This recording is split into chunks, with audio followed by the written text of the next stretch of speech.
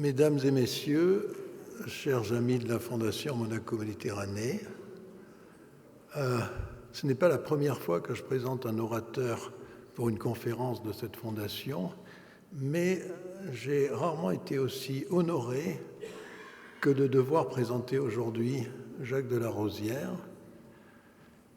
Si on voulait faire court, on pourrait utiliser un vieux cliché et dire que Jacques de la Rosière est l'exemple même du grand serviteur de l'État. Et grand serviteur de l'État, il l'a été. Je vous rappelle qu'il a été notamment directeur du Trésor, puis gouverneur de la Banque de France. D'un autre côté, ne voir en Jacques de la Rosière qu'un grand serviteur de l'État implicitement français, ça serait lui faire injure pour plusieurs raisons. D'abord, Jacques a été un grand serviteur des États et il a occupé des postes extrêmement prestigieux au niveau international. Jacques de la Rosière fait partie du petit nombre de Français qui ont dirigé le Fonds monétaire international. J'ajouterai qu'il fait même partie de cette encore plus faible minorité de directeurs français du Fonds monétaire international qui ont quitté leur poste avec honneur et sans tapage politico-médiatique. Pour vous donner une idée de la reconnaissance internationale de Jacques de la Rosière, vous vous souvenez peut-être qu'après la chute du mur de Berlin, l'Europe de l'Ouest, avait décidé d'aider à la reconstruction de l'Europe de l'Est, à aider les économies d'Europe de l'Est à dépasser l'héritage assez lourd et assez négatif du communisme. Et donc la décision avait été prise à l'initiative de la France de créer une banque qui s'appelait la Banque européenne de reconstruction et développement, la BERD, et à l'initiative du président français, à la tête de cette banque figurait un Français qui était le Sherpa du président François Mitterrand, à savoir Jacques Attali. Je me souviens même qu'un présentateur du journal de 20 heures avait commencé son journal en disant « Ça y est, Jacques Attali a les deux pieds dans la berne ». Et je ne sais pas si vous en souvenez, c'était... Quelques mois plus tard, Jacques Attali a dû quitter son poste de façon assez peu glorieuse, et le problème à laquelle s'est retrouvée confrontée l'Union européenne relevait un peu de la quadrature du cercle, parce qu'il fallait quelqu'un pour le remplacer qui, grand 1, ait une compétence économique, technique, financière absolue. Et Dieu sait que ces questions de prêts et d'investissement dans des économies disons, sinon en voie de développement, du moins en voie de réindustrialisation, sont des questions compliquées, surtout quand on pense au niveau de corruption qui existait dans certains des pays ex-soviétiques. En deuxième lieu, il fallait quelqu'un dont la droiture et l'intégrité soient au-dessus de tout soupçon. Et troisièmement, last but not least, il fallait quelqu'un qui soit français. Et alors, cette combinaison de trois caractéristiques aurait pu s'apparenter à la quadrature du cercle, mais ça n'a pas été le cas parce qu'un nom s'est imposé à tous les esprits, c'était celui de Jacques de la Rosière, et Jacques de la Rosière a été un grand président de la Banque européenne. Mais Jacques n'est pas seulement un homme d'action, un homme de direction, un homme de gestion. Jacques est aussi, et en tant qu'ancien universitaire, je dirais, si vous me permettez, Jacques est surtout un homme de réflexion. En fait, notre première rencontre, c'était à l'Université Columbia, à l'occasion d'une conférence qui avait été organisée conjointement par la Maison française de l'Université Columbia et par le département d'économie, et spécifiquement dans le département d'économie, Edmund Phelps, prix Nobel d'économie, et Michael Woodford, qui est probablement le meilleur spécialiste vivant d'économie monétaire et récent lauréat du prix Nemers. Le conférencier était Jacques de la Rosière, et je peux vous dire qu'aussi bien Ned que Mike étaient extrêmement heureux que Jacques ait accepté de venir parler. Jacques a écrit beaucoup de livres sur les questions monétaires, mais aussi et surtout sur la France. Et je pense que les livres de Jacques ont trois caractéristiques communes. La première, c'est l'acuité du regard. La deuxième, c'est cette précision des faits. Beaucoup d'auteurs français ont tendance à considérer que leur opinion subjective a un intérêt pour les autres. Ce n'est pas du tout le cas de Jacques. Les discussions de Jacques de la Rosière dans ses livres sont des discussions argumentées, fondées sur des données, extrêmement convaincantes. Et la troisième caractéristique des ouvrages de Jacques de la Rosière, c'est le courage. Jacques n'a jamais renoncer à énoncer une vérité, quand bien même cette vérité serait difficile à entendre. Au contraire, je pense que je me soupçonne de considérer que c'est son devoir de dire les choses qui sont particulièrement difficiles à dire.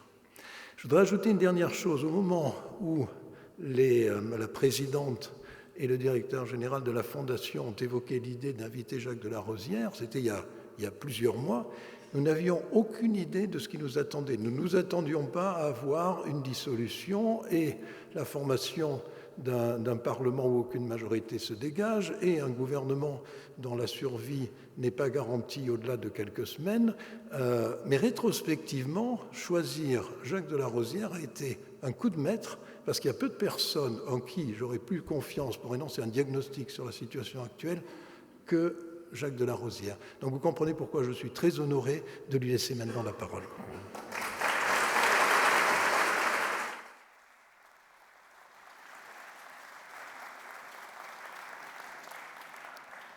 Merci, Monsieur le ministre.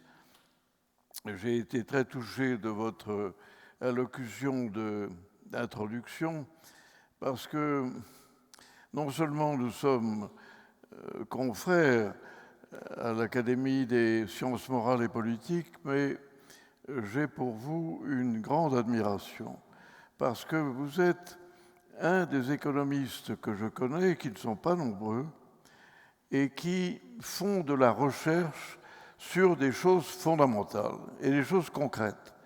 Et de ce point de vue-là, je pense que Monaco a beaucoup de chance de l'avoir comme ministre. Je voulais également remercier Sandra Bragiotti pour m'avoir invité. J'ai pour son père, qui est décédé depuis plusieurs années, une amitié, une affection et une admiration difficile à expliquer. Mais Enrico Bragiotti a été une personnalité financière en Italie absolument remarquable. Et il a participé à la modernisation du système bancaire italien avec une maestria remarquable. Il n'a pas fini tout à fait ce qu'il avait entrepris. Il y avait une dernière acquisition qu'il aurait pu faire, mais qui lui a été barrée par ses actionnaires. Mais c'est un homme prodigieux parce que il avait la vision, il avait l'intelligence, il avait aussi le caractère.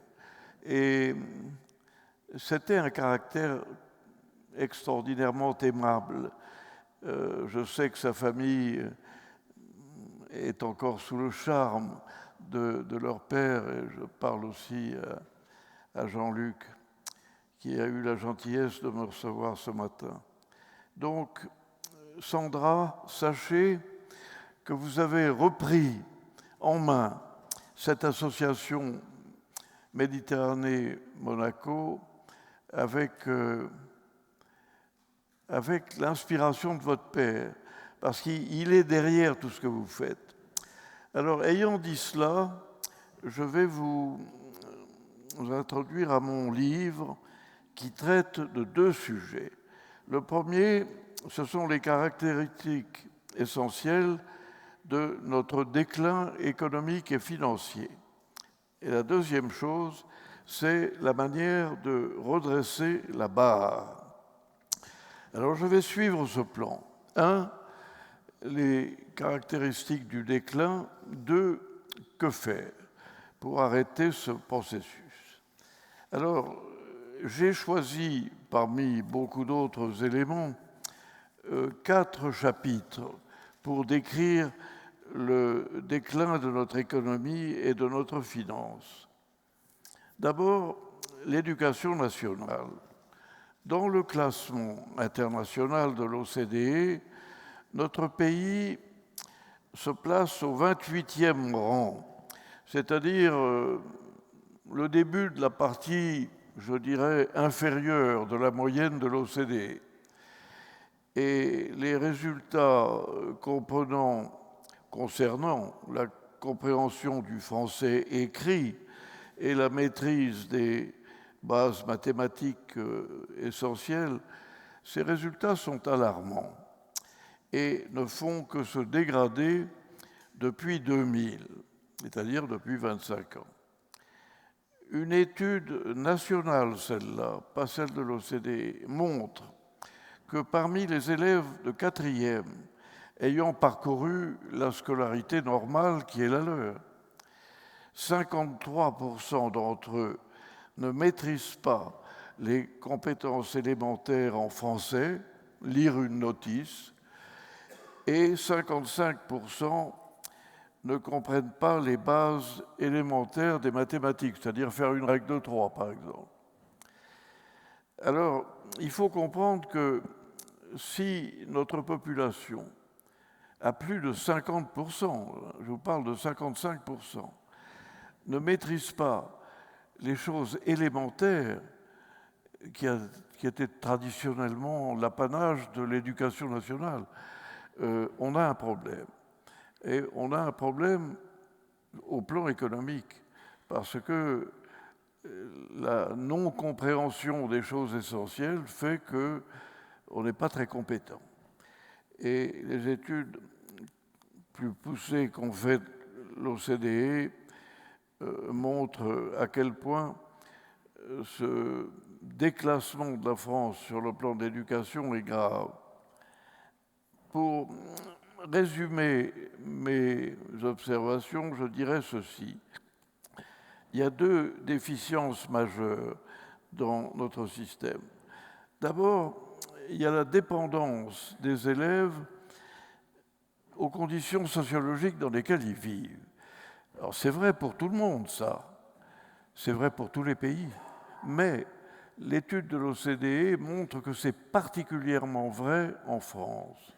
Les enfants qui ont des familles, je dirais, qui ont perdu l'essentiel de leurs repères, les enfants qui vivent dans des quartiers très difficiles, les enfants qui sont, je dirais, exposés à la drogue, à la violence, aux bandes, sont des enfants qui sont particulièrement frappés dans leur éducation. Et ce lien entre la sociologie de l'individu et le résultat scolaire est partout existant, mais en France, il est considéré comme particulièrement intense.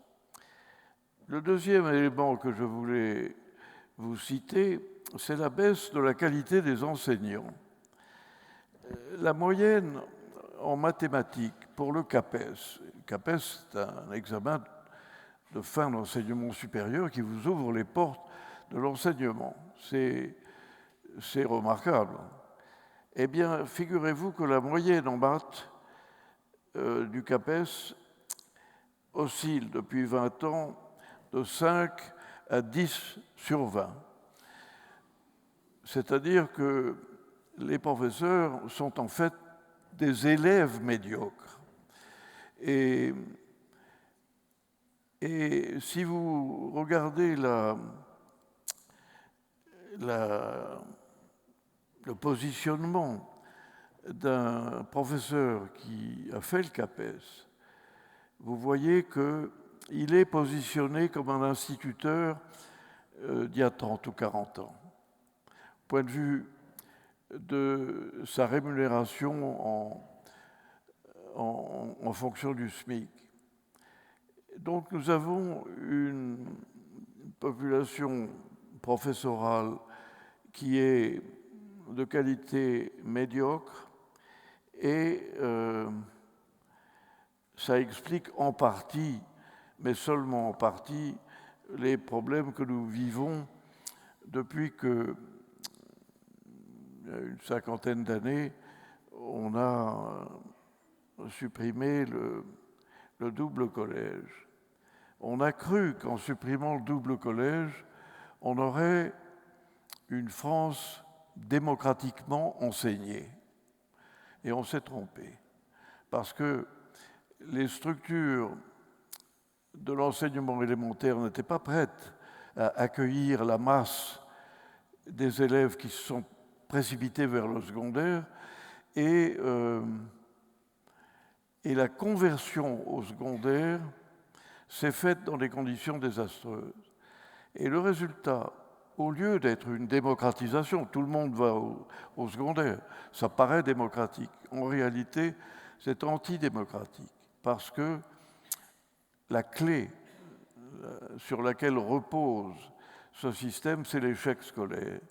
Alors il est masqué par un bachot relativement généreusement donné, mais le fondement de cette suppression du double collège est malheureusement se traduit par une déficience dans les qualités et une inégalité fondamentale. Je pense aussi que nous souffrons en matière d'éducation nationale du caractère trop centralisé de notre système. L'expérience des gens qui sont sur le terrain et qui comprennent les difficultés énormes de caractère sociologique que je mentionnais tout à l'heure, ces personnes vous disent que des initiatives privées, souvent le fait d'organismes caritatifs, sont quelquefois plus efficaces que les organisations plus centralisées de caractère administratif. Parce que certaines de ces initiatives bénévoles sont des initiatives qui s'adressent aux individus comme à des personnes humaines, pas à des numéros. Et l'expérience de ceux qui se sont penchés sur ces questions nous dit que si on pouvait attirer une très faible partie des crédits de la riche éducation nationale pour favoriser l'éclosion de ces initiatives personnelles, on gagnerait beaucoup en efficacité. Quant à notre système d'apprentissage, il s'avère particulièrement inefficace. Je vous conseille la lecture du chapitre que je donne à ce sujet. La comparaison avec l'Allemagne était différente. Pour la simplifier, je vais vous la donner en une phrase. Le système allemand touche 1,5 million de jeunes, le nôtre péniblement 1 million. Mais le système français coûte 22 milliards, alors que le système allemand, qui est beaucoup plus efficace et qui touche beaucoup plus de gens, coûte 11 milliards, c'est-à-dire la moitié. Alors je ne dis pas que cette comparaison est scientifiquement établie, mais je dis qu'elle donne une idée de la déperdition d'énergie que notre système, qui n'intègre pas suffisamment les entreprises privées dans le fonctionnement de l'apprentissage, aboutit à. Le deuxième chapitre sur le déclin français concerne la désindustrialisation. La trajectoire que nous avons à ce sujet est désastreuse. En 1995, notre industrie manufacturière représentait 17% de la valeur ajoutée. Aujourd'hui, le chiffre est de 11%. Nous avons donc perdu en 25 ans le tiers de notre industrie. J'ai étudié un peu l'histoire de l'évolution industrielle des pays qui nous entourent. Je n'ai jamais vu un pareil phénomène. Il est effrayant. Et les conséquences de ce phénomène sont très importantes. parce que l'industrie a des capacités d'attraction que n'ont pas d'autres secteurs de l'économie. L'industrie attire par définition l'achat de produits intermédiaires qui servent à la production. L'industrie attire la recherche. L'industrie attire l'innovation. L'industrie attire les qualités qui vous permettent de rester dans la concurrence internationale et d'y rester gagnant. Et de ce fait, l'industrie est un élément essentiel de la hausse du revenu par tête de la population. C'est une relation extrêmement vigoureuse. Plus vous avez une industrie qui performe, plus vous avez des revenus par tête qui sont élevés. Et le contraire. Donc, sans industrie, on peut dire que le pays s'appauvrit. Alors, contrairement à ce que l'on nous dit, la hausse des services, qui a été prodigieuse, notamment dans le secteur public, ne parvient pas à remplacer les pertes industrielles, car le contenu technologique de ces services s'avère en réalité très faible. Depuis 25 ans, le déclin de notre industrie a entraîné une baisse des effectifs de 2,5 millions de personnes. Elle a donc été un facteur important dans la hausse du chômage. Alors, vous me direz, quels sont les remèdes face à cette désindustrialisation? Alors, je crois que la chose principale, c'est de permettre à nos entreprises de redevenir compétitives, c'est-à-dire de lutter avec succès dans la compétition internationale qui caractérise l'économie ouverte dans laquelle nous fonctionnons. Alors, cet objectif qui consiste à améliorer la compétitivité des entreprises passe par un allègement des charges fiscales qui pèsent sur les entreprises, particulièrement en France. On peut considérer que les entreprises françaises sont taxées de plus de 10% par rapport aux entreprises allemandes. Il faut en particulier abolir le reste des impôts qui pèsent sur la production et qui sont une particularité française particulièrement nocive. Une chose est de taxer les bénéfices, ce qui est normal. Une autre chose est de taxer les éléments qui concourent à la production, ce qui est notre tendance. Et je trouve que le fait de taxer les éléments qui concourent à la production, c'est-à-dire en fait la main-d'œuvre et la valeur ajoutée, c'est une aberration, parce que c'est pénétrer dans le processus industriel et c'est l'État qui le dirige en taxant plus ou moins tel ou tel élément de la production et forçant ainsi les pays à abandonner certaines pratiques pour importer davantage.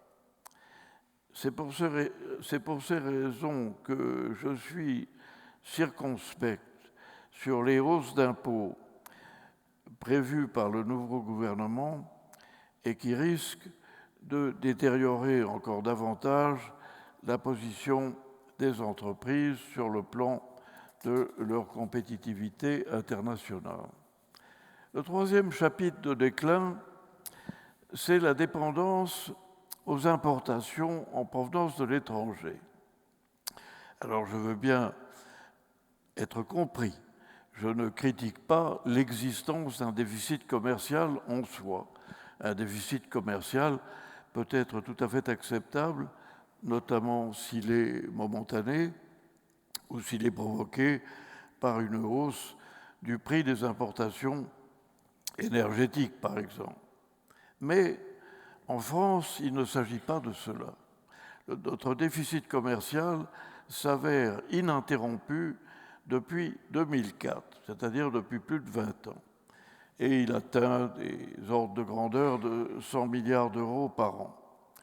Donc c'est très important, ça représente entre 0,5 et 1% ou 1,5% du PIB tous les ans. Ce déficit est donc devenu structurel. Il reflète deux choses, entre autres, une accélération de nos importations. Par exemple, les voitures étrangères représentaient il y a 25 ans 10% de notre consommation. Le chiffre est aujourd'hui de 50%.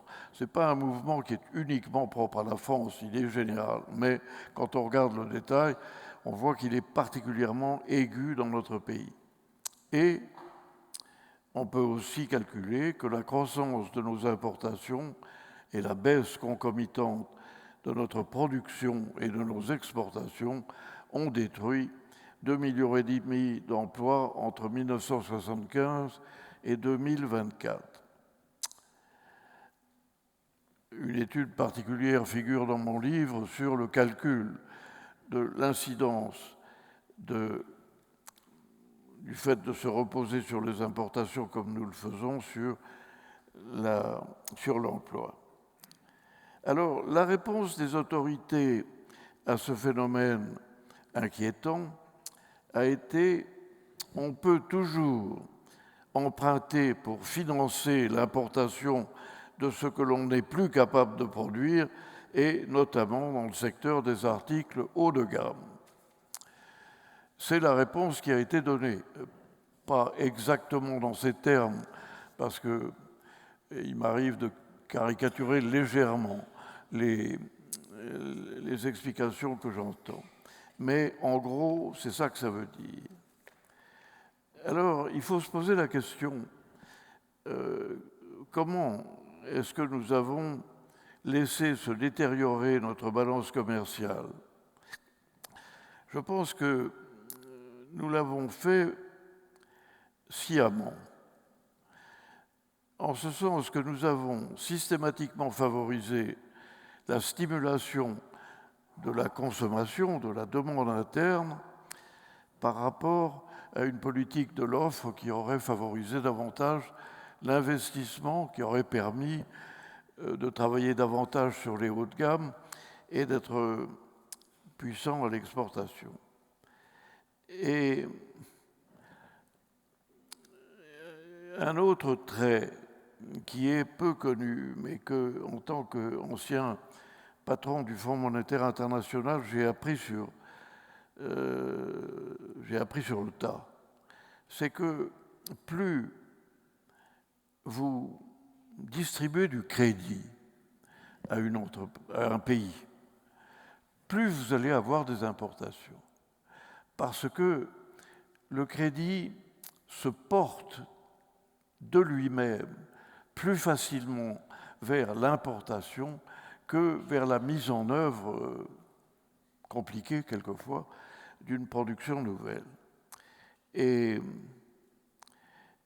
un grand économiste du Fonds monétaire qui s'appelait Jacques Pollack, déterminé, en mettant en lumière le théorème qu'il a fondé, il a mis en lumière cette relation entre l'abondance du crédit et la poussée des importations. Enfin, quatrième chapitre du déclin français, nos finances publiques sont hors de contrôle. Alors ici, je vous demande de bien m'écouter parce que le problème est d'une actualité majeure. Le Premier ministre l'a dit aujourd'hui, à 3h de l'après-midi, il a dit « nos finances publiques, c'est une épée de Damoclès sur notre tête ». Je ne sais pas si j'aurais eu l'audace de choisir ce terme, mais je l'approuve entièrement. C'est un phénomène, contrairement à ce qu'on croit, qui est assez récent. En 2000, notre dette publique évoluait autour de 50 à 60% du produit intérieur brut, comme en Allemagne. On était comme eux. Ce n'était pas parfait, 50 à 60%, mais c'était tolérable et c'était compatible avec les règles européennes de Maastricht. Mais en 2024, aujourd'hui, notre dette publique a pratiquement doublé parce qu'elle atteint 112 à 115% du produit intérieur brut, contre les 60% autorisés. presque un doublement. Notre déficit annuel, qui, année après année, constitue la masse de notre endettement public, le déficit public annuel ne devrait jamais dépasser la limite extrême fixée par le traité de Maastricht, qui est de 3% du produit intérieur brut. Aujourd'hui, nous avons, nous, en France, un chiffre de 6%. Donc, à chaque fois, on n'applique pas la règle, on la double. On la double dans le non-respect de la dite règle. Alors, cet endettement, vous me direz, mais pourquoi depuis 20 ans, on a cette crise de l'endettement qu'on n'avait pas avant, puisqu'on était à peu près à l'étiage allemand? Alors, je n'ai pas une réponse à cette question, j'en ai beaucoup, et je ne vais pas vous en faire une typologie complète. Il y a un élément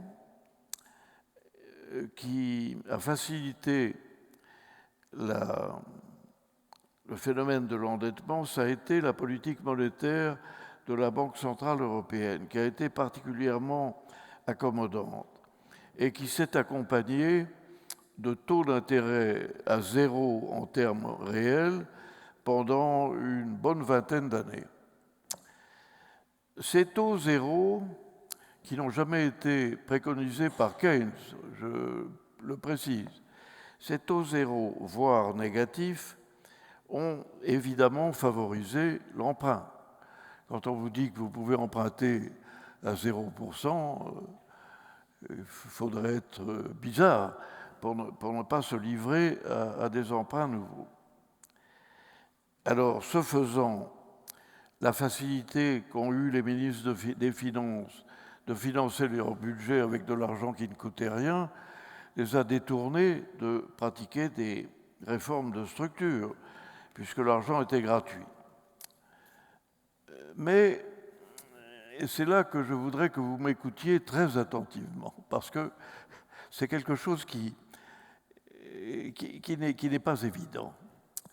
Mais curieusement, cette politique ultra accommodante, cette politique où on vous dit l'argent ne vous coûte rien, n'a pas encouragé l'investissement.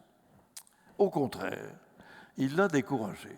Alors, je sais que la théorie que je vais vous expliquer n'est pas acceptée par tout le monde, mais elle est acceptée de plus en plus.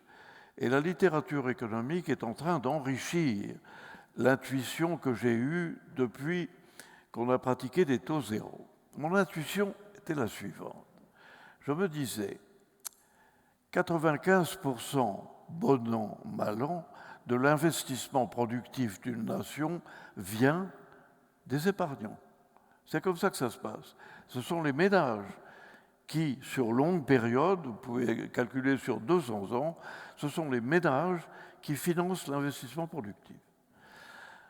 Quand vous privez le ménage de toute rémunération, parce que les taux directeurs, qui sont des taux qui influent sur tout l'environnement et l'écosystème, quand les taux directeurs sont à zéro, il est très difficile d'obtenir d'un épargnant qu'il se défasse, si je puis dire, de sa liquidité pour l'immobiliser pendant 25 ans au profit d'un projet énergétique ou écologique qui comporte un certain nombre de risques, de filières industrielles. Quand vous faites ça, c'est-à-dire que vous investissez à long terme sur un projet risqué, il vous faut une rémunération. C'est l'histoire économique qui vous le prouve. Et si vous dites non, l'environnement de taux d'intérêt dans lequel vous allez être oscille autour de zéro, voire négatif, vous n'aurez pas l'attrait pour les épargnants d'aller vers des emplois de caractère long et productif. Alors, vous pouvez me dire, oui, mais ça, c'est vous qui le dites. Non, ce n'est pas moi qui le dis. j'en ai fait la démonstration. Et je l'ai faite avec un organisme que je chéris parce que je l'ai créé il y a une trentaine d'années, qui s'appelle l'Observatoire de l'épargne européenne. Ce ne sont que des économistes professionnels. Et je leur ai demandé de calculer depuis 25 ans, depuis 2000, la part de l'épargne financière des ménages en Europe qui a changé et est devenue plus liquide, plus immédiatement mobilisable que ce n'était le cas avant. C'est ce que Keynes appelait la trappe à liquidité. Il disait c'est bien d'avoir des taux d'intérêt pas trop élevés, mais il ne faut pas qu'ils soient trop bas, parce que s'ils sont trop bas, vous allez pousser les épargnants dans l'ultra-liquide. Et en effet, ce que j'ai constaté à la fin de cette enquête que nous avons construite avec l'Observatoire de l'épargne européenne, c'est que l'épargne européenne est devenue ultra-liquide. Toutes les courbes, que ce soit en Allemagne, en France, en Italie, en Espagne, toutes les courbes le montrent. C'est la partie ultra-liquide, c'est-à-dire la partie détenue dans les comptes en banque, et la partie qu'on met quelquefois derrière son oreiller, cette partie-là est devenue massivement prédominante. Et la partie longue s'est étiolée. Alors, je ne dis pas que j'ai prouvé que c'était les taux d'intérêt bas qui ont provoqué ce phénomène. Je prouve que le fait d'avoir des taux bas pendant 25 ans n'a pas favorisé l'investissement productif. Ça, je l'ai prouvé. Parce que l'investissement productif a diminué en Europe depuis 25 ans. C'est-à-dire que quand vous photographiez l'équipement européen en matière de machines, d'usines, de logiciels, quand vous le photographiez, que vous le mesurez sur une période de 25 ans, vous voyez une baisse très significative, baisse unique dans l'histoire que je connais. Je ne connais pas de période historique dans lesquelles l'investissement productif, celui qui permet les gains de productivité et donc la productivité, je ne connais pas de période de croissance économique qui soit traduite par une baisse de l'investissement productif. Mais là, nous l'avons. Donc, si je n'arrive pas à prouver que c'est la faiblesse des taux d'intérêt qui explique en grande partie ce phénomène, au moins qu'on ne me dise pas que la politique de bas taux d'intérêt a favorisé l'investissement, ce qui était l'objectif de la dite politique.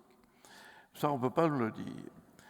Et je suis corroboré depuis quelques mois par la littérature économique, par les observations de la Banque des règlements internationaux, qui toutes montrent que des taux d'intérêt à zéro, voire négatifs, pendant une période longue, une période d'une vingtaine d'années, sont générateurs de profonds, je dirais, défauts, mise à location de ressources sur les marchés financiers.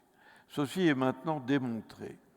Et donc, je profite du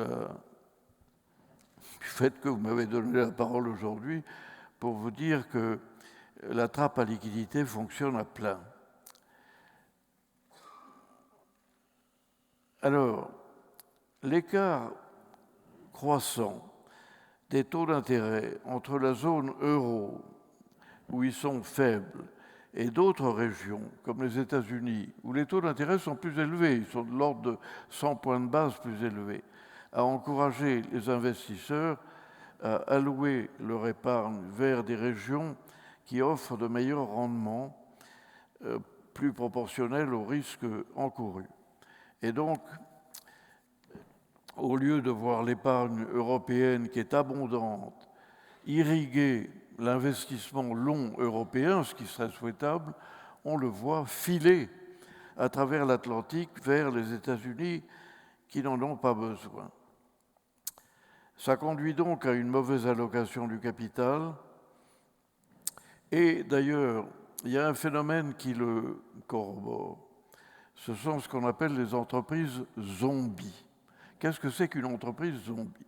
C'est une entreprise qui ne survit dans son compte d'exploitation que parce que la Banque centrale européenne lui donne une subvention tous les mois, continuelle. Et c'est la subvention qui lui permet de payer des taux d'intérêt inférieurs à ceux qu'elle paierait normalement si les taux d'intérêt étaient fixés par le marché. Et je pensais au début que ces entreprises zombies, qui sont très pénalisantes parce que, en survivant, elles empêchent les entreprises qui n'ont pas besoin de cette subvention de taux d'intérêt de prospérer. Et donc, c'est un des facteurs, notamment en Italie, qui explique la faible productivité des économies. C'est les entreprises zombies. Pendant longtemps, j'ai cru que c'était anecdotique. Ce n'est pas anecdotique. Les études ont montré que maintenant, dans l'ensemble, c'est de l'ordre de 15 à 20% de l'ensemble du secteur des entreprises non financières. Donc c'est important. Alors, cette abondance de la création monétaire à laquelle nous avons assisté, puisque la Banque centrale a acheté, si je puis dire, d'une manière un peu triviale, à tire-larigot, les émissions de bons publics qui étaient faites par les États qui en avaient besoin, le fait que la Banque centrale a acheté des quantités massives de ces bons du Trésor a stimulé les bulles d'actifs.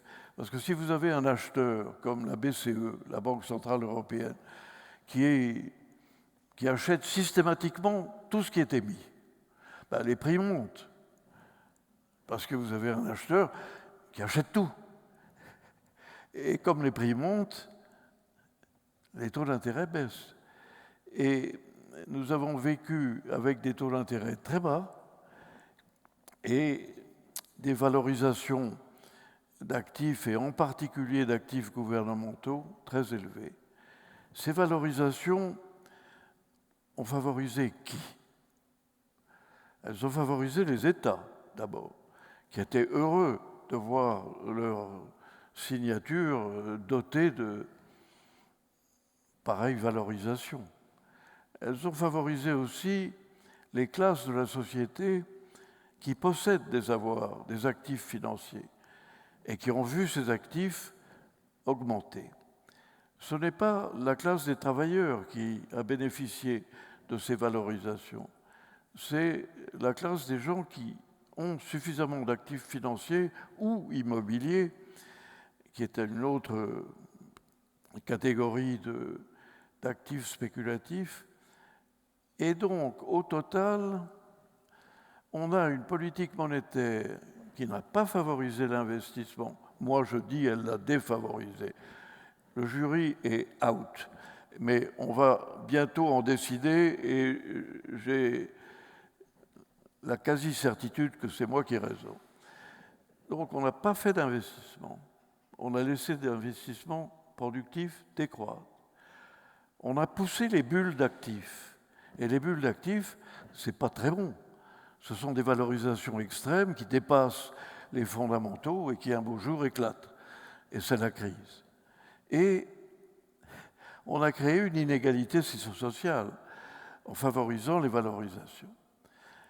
Le cabinet McKinsey a calculé il y a 2 ans quelque chose qui m'avait frappé.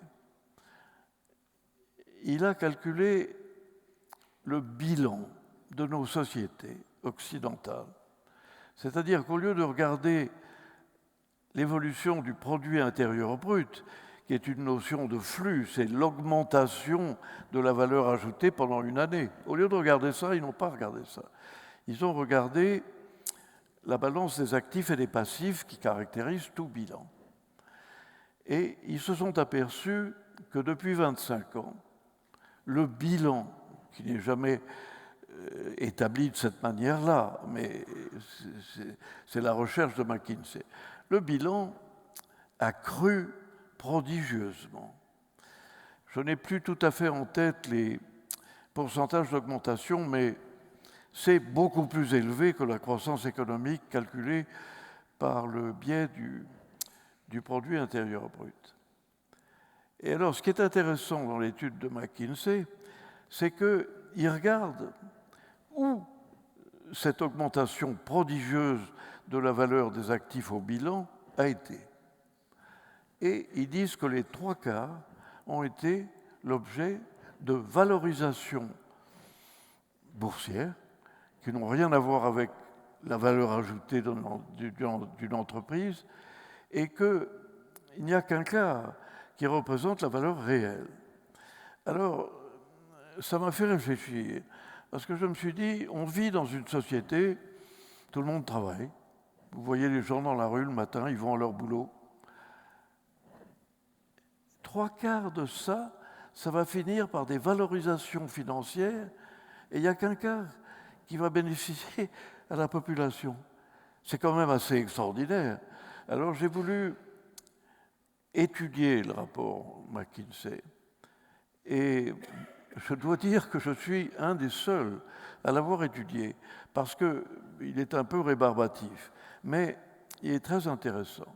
Et je me suis dit, si un homme politique, qui après tout est responsable de l'avenir politique de son pays, si un homme politique savait que les 3/4 de l'effort de son pays vont vers les valorisations boursières et pas vers la valeur réelle de l'économie, peut-être qu'il se dirait, en tant que démocrate, je ferais bien de regarder ce problème. Et j'ai fait une petite enquête. Je me suis demandé combien d'hommes politiques avaient lu le rapport McKinsey. Eh bien, je vais vous livrer le résultat de mon enquête. Le chiffre est 0. Parce qu'un homme politique n'a pas le temps de lire le rapport McKinsey. Il faut quelques heures, il faut un crayon, il faut reprendre, il faut travailler, quoi. Et alors je vous livre cette critique de la création monétaire incontrôlée qui a changé nos sociétés. Alors, quelle est la gravité de la situation de nos finances publiques? Parce qu'on me dit souvent, mais non, mais vous vous inquiétez de cette histoire de finances publiques, ça n'a aucun intérêt. De toute façon, on ne remboursera jamais la dette, ce qui est vrai d'ailleurs. On la roulera, on la poussera sur le chemin en s'endettant davantage, mais ça n'a aucune espèce d'importance.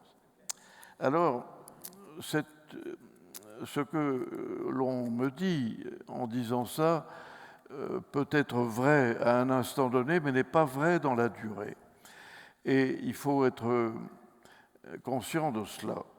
Quand les taux d'intérêt augmentent, comme ils l'ont fait depuis 2021, parce qu'on a eu une crise d'inflation qui a été brutale, et hommage du vice à la vertu, qu'est-ce que les banquiers centraux qui dénigraient les taux d'intérêt trop élevés ont fait immédiatement pour corriger l'inflation? Ils ont remonté les taux d'intérêt.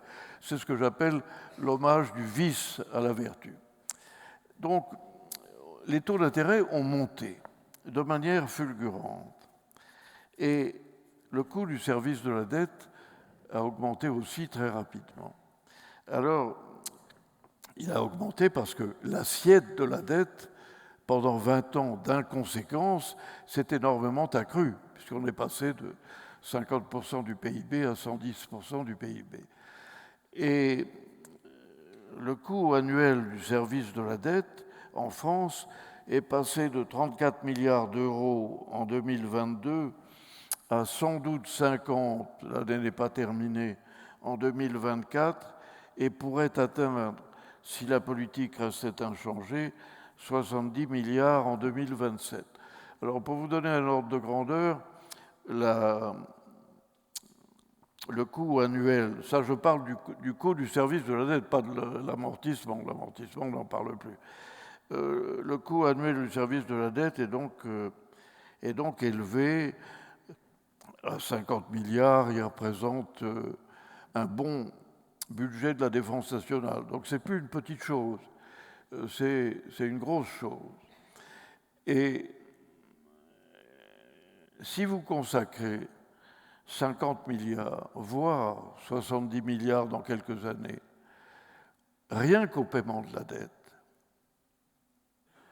vous devez vous poser une question. Vous devez vous dire, est-ce que cette dette qui a été contractée, qui est passée de 50 à 110%, est-ce que cette dette a servi à fabriquer de la productivité future pour mon pays? Et si vous vous posez cette question, que je vous rassure, on ne se la pose pas, mais si on se la posait, c'est-à-dire que si on était un citoyen normal qui empruntait, et qu'on se dirait ce que je vais faire avec cet emprunt va me repayer cette dette. Si on se posait cette question, on verrait que la totalité de l'emprunt qui a été, je parle de son accroissement, qui s'est effectué depuis une vingtaine d'années, a été affecté à des dépenses non productives. L'essentiel de ça, c'est quoi? C'est les paiements de fonctionnaires de fin de mois. Et notre budget déficitaire est un budget qui n'est financé que par de l'endettement. Mais ce n'est pas un budget d'investissement productif, c'est un budget où c'est la fin de mois, c'est-à-dire les paiements des fonctionnaires. Et le paiement des fonctionnaires, par définition, ça ne rapporte rien si vous le financez par de l'emprunt. Donc, c'est de l'emprunt qui n'a pas de base productive, c'est un emprunt de perte. Et les emprunts de perte, c'est quelque chose de très dangereux. En finance, on apprend ça en première année. Si votre compte d'exploitation dégage une perte et que vous empruntez pour financer la perte, vous êtes sur un très mauvais chemin. Mais nous, c'est un chemin qu'on a parcouru avec une indifférence totale depuis des années. Alors, ça c'est une première chose. C'est le service de la dette qui devient très important et qui absorbe des fonds, des richesses qui pourraient être mieux employées ailleurs. Mais vous avez un deuxième problème qui me préoccupe, et c'est le problème intergénérationnel. Parce que, qu'est-ce qui se passe? On emprunte tous les ans, chaque année, pour servir cette dette et pour financer le déficit budgétaire. Donc, les emprunts financent, comme je l'ai dit, des dépenses improductives. La nouvelle dette que nous accumulons pour permettre de rouler l'ancienne ne donnera lieu à aucune productivité accrue. Donc, nous reportons sur les générations à venir l'impossibilité de cette dette, le caractère non remboursable de la dette. Nous le reportons sur les générations à venir. Et nous le faisons pour maintenir un système de retraite très, très généreux pour les retraités, qui trouvent ça tout à fait normal, et qui ne se posent pas la question de savoir si dans une ou deux générations, il ne va pas y avoir des gens qui vont être malheureux de cette dotation qu'ils vont recevoir d'une dette impayable. Mais il faut se poser la question. Une question morale, c'est une question de fonctionnement de la démocratie. Est-ce que c'est normal de financer, par exemple, le déficit des retraites du secteur public, qui est un déficit très important, qui est de l'ordre de 2,5% du PIB, c'est la moitié du déficit annuel. Est-ce qu'il est normal de financer ça par de la dette qui ne sera jamais repayée et qu'on laisse cette dette à des gens qui n'y sont pour rien et qui sont nos enfants et surtout nos petits-enfants? Personnellement, je pense que c'est un vrai problème, un problème qu'on doit se poser. Est-ce qu'on se l'est posé en France? La réponse est non. On ne se pose pas le problème des jeunes. Et pourtant, c'est les jeunes qui ont en main l'avenir de notre pays. Alors on va leur laisser une dette considérable et face à cette dette, ils auront le choix entre la payer et s'appauvrir de ce fait ou la renégocier. Et s'ils la renégocient, je ne le leur souhaite pas parce qu'ils se fermeront les marchés pendant des années et ils obéreront leur croissance future. Donc, on va leur laisser une position intenable. Et je pense qu'une démocratie doit avoir le souci intergénérationnel. On ne peut pas toujours reporter sur ceux qui ne votent pas encore ou ne font que voter depuis très peu la charge de nos inconséquences. Enfin, la manœuvrabilité, excusez le terme, de notre budget est pratiquement nulle. Quand vous avez un budget et que vous êtes le patron d'une entreprise ou que vous êtes dans un ménage, vous vous efforcez que les dépenses égalent les recettes. Ça paraît évident. Et si ce n'est pas le cas, et que vous avez un déficit en fin de mois, la dernière chose qui va traverser votre esprit, c'est d'aller voir la banque en disant, vous savez, j'ai trop dépensé, voulez-vous me financer la fin de mois? Avant de terminer votre phrase, vous auriez déjà été fichu à la porte par le banquier et il aurait eu raison. Quel est le seul agent économique qui fait ça sans qu'on le fiche à la porte? C'est l'État. Il a un budget dans lequel les dépenses sont dépassées dépassent les recettes d'une manière énorme et il va à la banque en fin de mois. La banque, c'est le marché. Alors, je pense que ce n'est pas démocratique, ce n'est pas raisonnable, parce que quand vous avez à gérer un budget, vous savez que vous êtes sous la contrainte de la recette sur laquelle vous n'avez pas prise, et que donc c'est la dépense qui doit s'ajuster à la recette. Le système allemand, la procédure allemande du budget public est entièrement basée sur ce fait. On regarde les recettes. Et quand on a étudié les recettes et qu'on voit où elles vont, on dit maintenant on va ajuster les dépenses aux recettes. Et je pense que c'est une bonne technique. Alors, en France, ce n'est pas comme ça.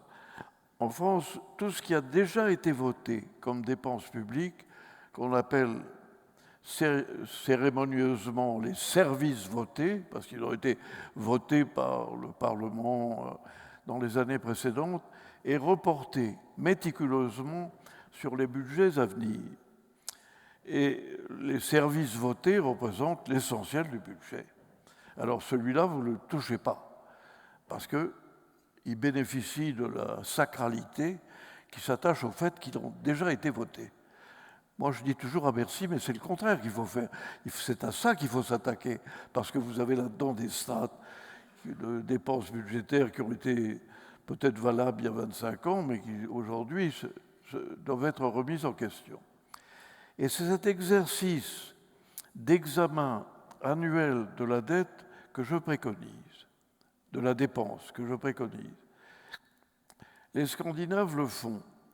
Les Scandinaves, quand ils étudient annuellement leur budget, comme nous tous, ils se posent la question suivante. Si mon pays commençait demain, est-ce que j'accepterais ce genre de dépenses? La réponse est généralement non. On n'accepterait pas ce genre de dépenses. On accepterait quelque chose de plus intelligent. Et ce que je demande, c'est que le gouvernement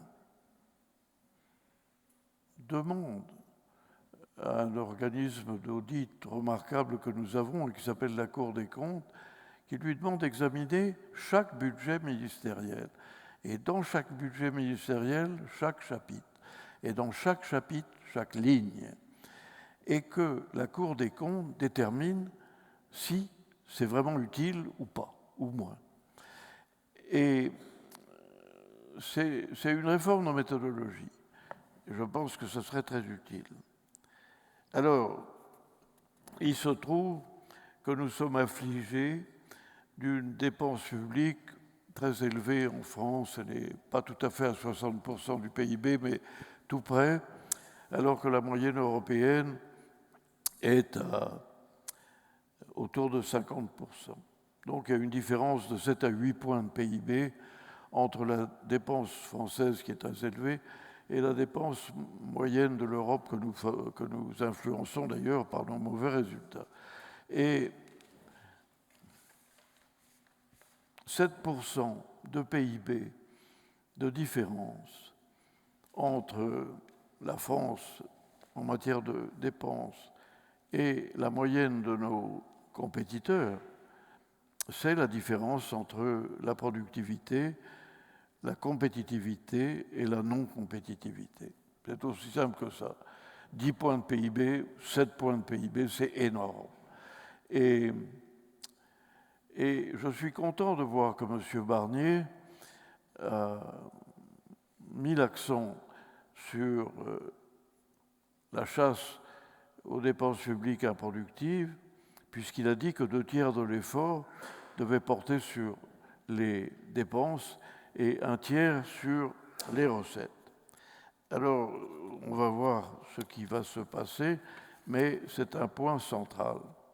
Alors, je vais, comme je suis peut-être un petit peu en retard, il est 6h30, oui, 7h30, je vais résumer ma dernière partie.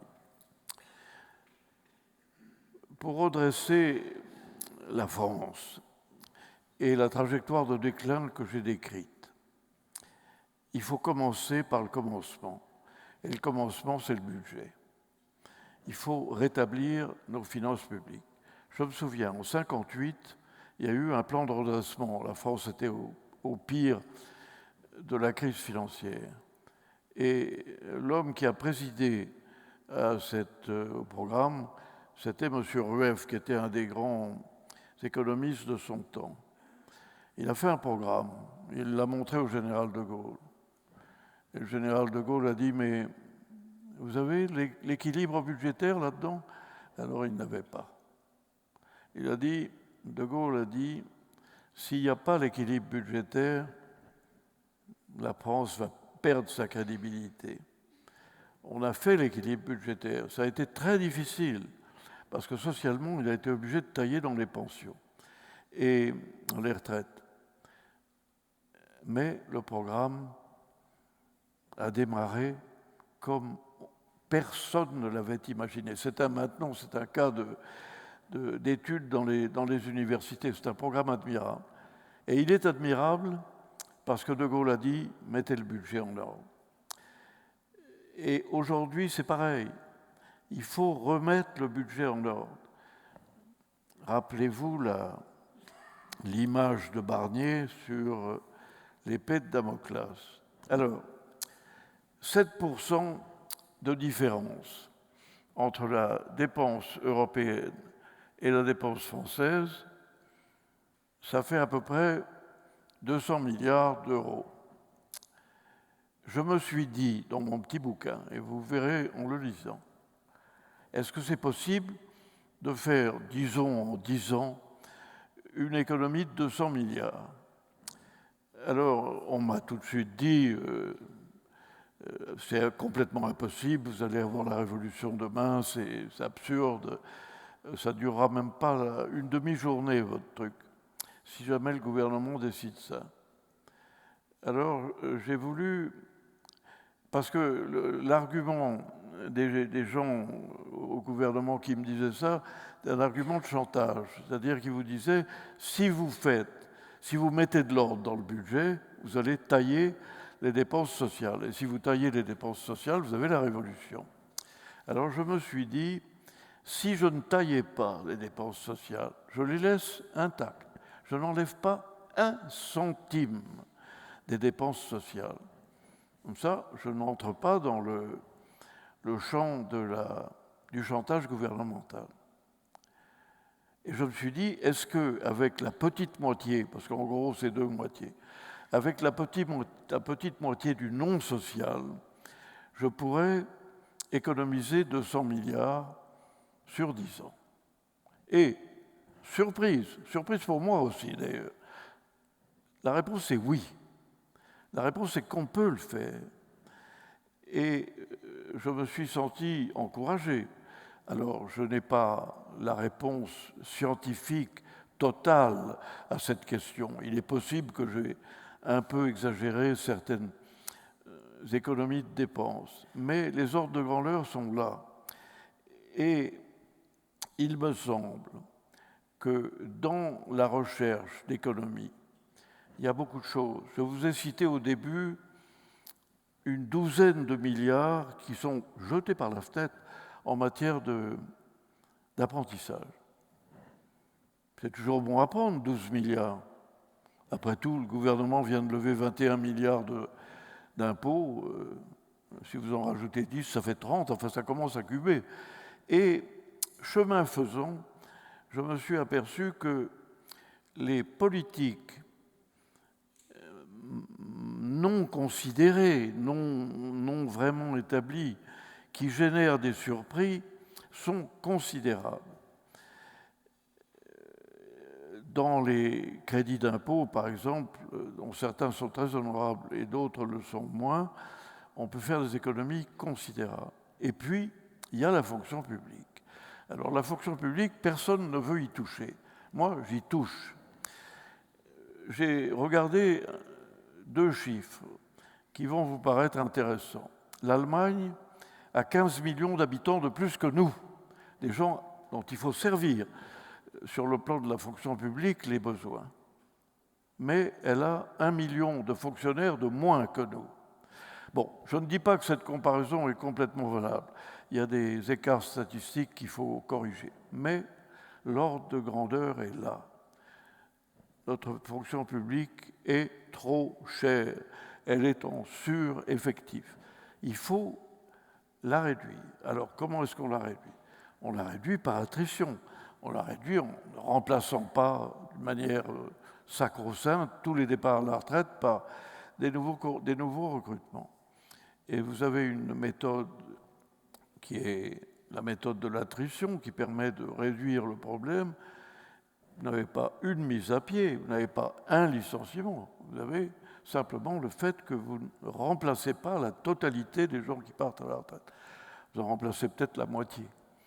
Et ça rapporte 75 milliards sur mes 200. Donc, ma réponse à ma question, qui figure sur le titre, c'est que c'est jouable.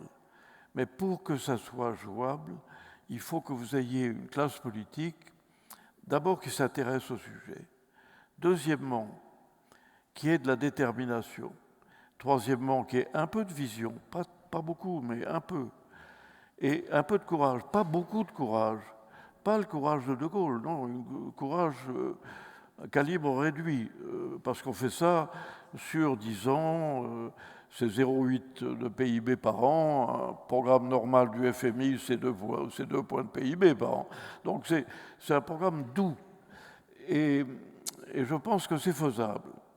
Alors, la question sur laquelle je finis cet exposé, c'est, bien que ce soit faisable, bien que ce ne soit pas de l'austérité démentielle, est-ce que nous trouverons des hommes politiques capables, pendant 10 ans, de réduire de 0,8% par an de PIB la dépense superfétatoire? Alors, c'est une question que je vous pose, parce que moi, je suis incapable d'y répondre, c'est une question politique. Et vous avez sans doute plus l'habitude de raisonner en termes politiques comme moi. Et donc, je vous pose cette question finale. Aurons-nous la classe politique suffisamment déterminée et avec un tout petit peu de vision et de courage qui permettrait de faire ça? Alors, c'est comme ça que j'achève mon petit exposé. Je suis tout prêt à recevoir des demandes de réponse. Je pense que la déclaration de M. Barnier aujourd'hui vous amènera à me demander de me prononcer là-dessus. Et je vous dis merci de m'avoir écouté.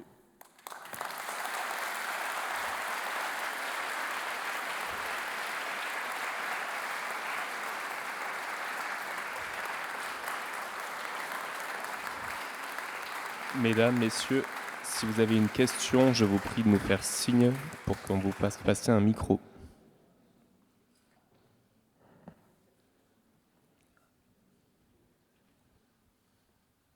Bonsoir. Allô. Alors, merci pour la conférence. Quand j'ai lu le titre « Le déclin de la France », le déclin français, et que j'entends beaucoup parler de la dette, ma question c'est, on m'a appris à régler les problèmes dès la racine. La dette d'abord, l'argent qu'on emprunte, il vient de où? Et la deuxième question, c'était, je vous ai entendu donner des solutions en nivelant par le bas. J'entends rien. Qui prête l'argent à la France? Comment? Qui prête l'argent à la France? J'entends rien de ce que vous me dites. Qui prête l'argent à la France? Qui prête l'argent à la France? Alors, il y a deux réponses. En période de politique quantitative, c'est la Banque centrale, puisqu'elle achète toutes les émissions, y compris celles de la France. Et ça ne suffit pas, parce qu'elle a beau être très généreuse, la Banque centrale européenne, ce n'est pas 100% des émissions qu'elle rachète, c'est, disons, la moitié. Et alors le reste est souscrit par le marché, et en particulier par des non-résidents. Il y a des résidents, mais il y a aussi des non-résidents qui, c'est la particularité française, sont assez importants, à peu près le tiers. Et alors ce sont des gens qui surveillent la performance de la France en matière financière avec attention. Et jusqu'à présent, ils ont été des acheteurs de titres fidèles, et ça explique en grande partie la relative modestie des taux d'intérêt que nous avons dû payer. Autre question. Moi, je voudrais que vous m'interrogiez sur des choses plus actuelles. Mais alors, parlez fort, parce que je suis Est-ce que vous sourd. m'entendez? Ici, pardon. Oui, Vous m'entendez? Oui, je vous entends. Votre expérience au FMI vous dit quoi des chances de succès de la France et des chances que le programme que vous recommandez puisse réellement fonctionner? Oui. Alors, vous me posez là un peu la question sur le programme Barnier, parce que nous sommes à un moment crucial. Votre question est très appropriée. C'est si nous continuons la trajectoire du déclin que j'ai décrite, nous allons dans la situation que vous indiquez. Et moi, je pense que c'est un peu la dernière chance, le gouvernement Barnier, parce qu'il a quand même fait une déclaration cet après-midi qui est une déclaration de substance. Il a dit d'abord quelque chose que les gouvernements précédents ne disaient pas, c'était que c'était grave, le problème des finances publiques. C'est très important de dire ça, parce qu'on nous a bercés pendant 20 ans en disant ce n'est pas grave, il n'y a qu'à emprunter. Mais avec la hausse des taux d'intérêt, c'est plus difficile. Donc, Barnier a dit c'est grave, c'est une épée de Damoclès, ça peut nous tomber sur la tête. La deuxième chose qu'il a faite, et que je n'approuve pas entièrement, mais je ne suis qu'un citoyen modeste, c'est d'axer son premier effort sur l'augmentation des impôts. Il veut lever 21 milliards d'impôts de plus, alors que la France détient la palme des prélèvements obligatoires. On dit, oui, mais on va taxer les grosses sociétés. C'est une aberration. Les grosses sociétés sont aussi importantes pour l'économie française que les petites. C'est pas parce qu'elles sont grosses qu'il faut les surtaxer. Et donc, moi, j'éprouve une certaine réticence à l'égard de ça. Je comprends qu'on veuille le faire un peu pour des raisons politiques. On veut montrer que ceux qui ont gagné beaucoup d'argent aussi à travers le phénomène de valorisation que j'ai décrit, après tout, ils peuvent rendre un peu gorge, ce que je comprends. Mais sur les entreprises, je suis plus réticent. Parce que les entreprises, il faut savoir que les entreprises industrielles en France contribuent à 11% de la valeur ajoutée. C'est le chiffre que je vous ai donné quand je vous ai parlé de la décroissance de l'industrie. Mais alors qu'elle contribue à 11% de la valeur ajoutée ou dans une autre acception du produit intérieur brut, elle paye 23% de charges d'impôts. Donc, elles sont surtaxées.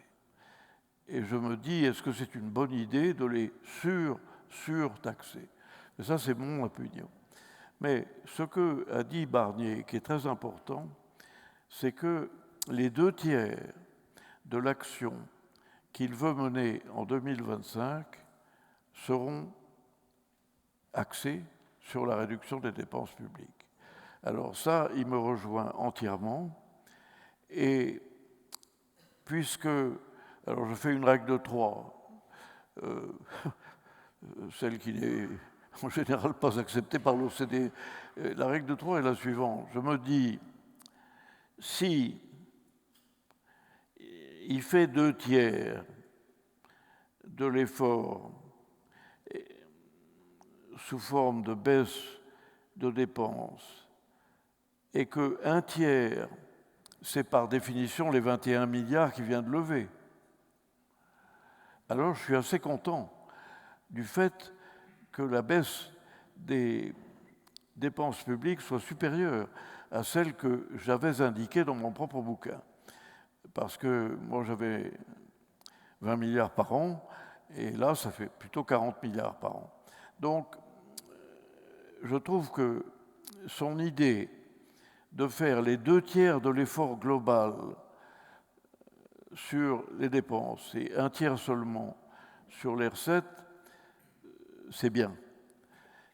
S'il le fait, et je reviens à votre question sur le FMI, s'il le fait, et s'il arrive à concrétiser, parce que pour le moment, les 2/3 sur les dépenses, c'est des phrases. Il faut le faire. Et il faut mettre la Cour des comptes au travail. Si il y arrive, si ça se concrétise, si l'année prochaine, on réduit le déficit budgétaire de 20, 30 milliards, peut-être 40 milliards, alors je vous garantis que le Fonds monétaire va prendre ça en note. Les marchés vont le prendre en note. Les marchés, ils ont déjà réagi positivement aujourd'hui, rien qu'à l'annonce. Et à ce moment-là, vous n'avez plus besoin du Fonds monétaire. Vous avez lancé l'amélioration. Alors, il faut la relativiser, parce que c'est une amélioration, mais ce n'est pas encore la réduction de notre dette publique. Pour réduire la dette publique, il faudrait que le gouvernement mette en place un système où le déficit budgétaire primaire, c'est-à-dire celui qui ne comporte pas la charge d'intérêt, soit en gros pas plus qu'un déficit de 1%. S'il arrive, aujourd'hui c'est 3,5%, donc il faut baisser. Hein.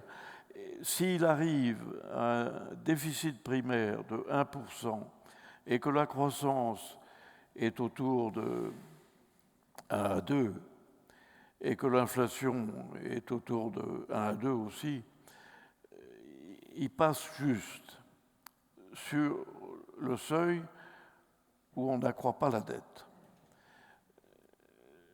Je préférerais personnellement qu'au lieu d'avoir un déficit primaire de 1%, on ait un excédent primaire de 1%. Parce que là, vous engagez vraiment la réduction de la dette publique.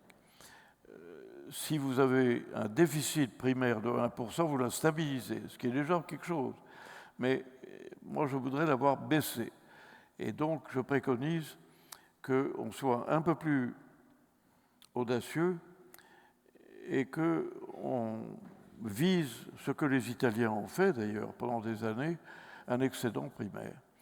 Mais ça, c'est de la technique, je ne veux pas trop entrer dans ce sujet-là. Mais c'est pour répondre à votre question sur le Fonds monétaire. Je pense que si le programme démarre, mais vraiment démarre, c'est-à-dire que ce n'est pas simplement des idées, mais c'est des faits, on va avoir des résultats. Sur les recettes, il va démarrer, parce que c'est régalien, je vous taxe, ça marche, ça. Sur les dépenses, il faut avoir un ministre des Finances costaud, hein, et je ne suis pas sûr que ce soit déjà le cas, mais enfin, on verra. Voilà. Merci, Monsieur le Ministre.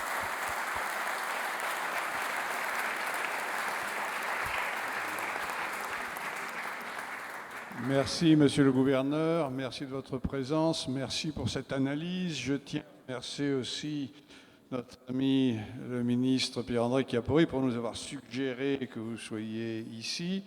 Nous terminons maintenant car il est 20h. Merci encore. Merci beaucoup.